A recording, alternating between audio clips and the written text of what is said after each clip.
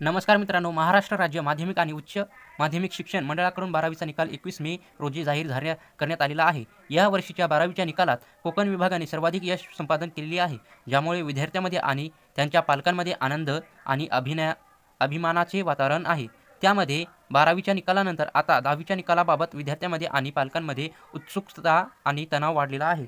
या संदर्भात राज्याचे शालेय शिक्षण मंत्री दीपक केसरकर यांनी महत्त्वाची माहिती दिलेली आहे. शिक्षण मंत्री दीपक केसरकर यांनी सांगितले की 10वीचा निकाल हा 27 मे पर्यंत जाहीर केला जाणार आहे.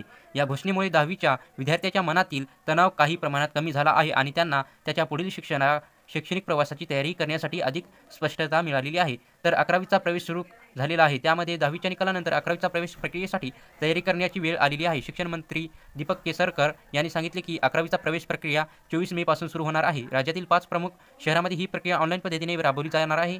त्यामध्ये मुंबई, पुणे, नागपूर, नाशिक आणि औरंगाबाद या शहरांमध्ये ऑनलाईन प्रवेश प्रक्रिया सुरू होणार आहे. या प्रक्रियेमध्ये विद्यार्थी आणि पालकांना प्रवेशासाठी प्रक्रियेत सुलभता आणि पारदर्शकता मिळणार आहे.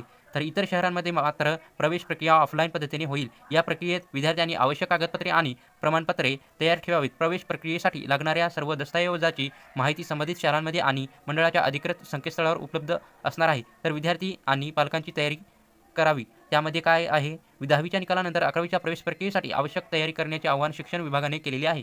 विद्यार्थ्यांनी आणि पालकांनी सर्व आवश्यक कागदपत्रे तयार ठेवावी. यामध्ये जन्म प्रमाणपत्र, गुणवत्ता पत्रिका आणि रहिवासी प्रमाणपत्र, जात प्रमाणपत्र इत्यादी आणि लागणार आहेत. तसेच याचा समावेश होणार आहे. तसेच ऑनलाईन प्रक्रियेसाठी आवश्यक असलेले इंटरनेट कनेक्शन आणि संगणक किंवा स्मार्टफोनची सोय करावी.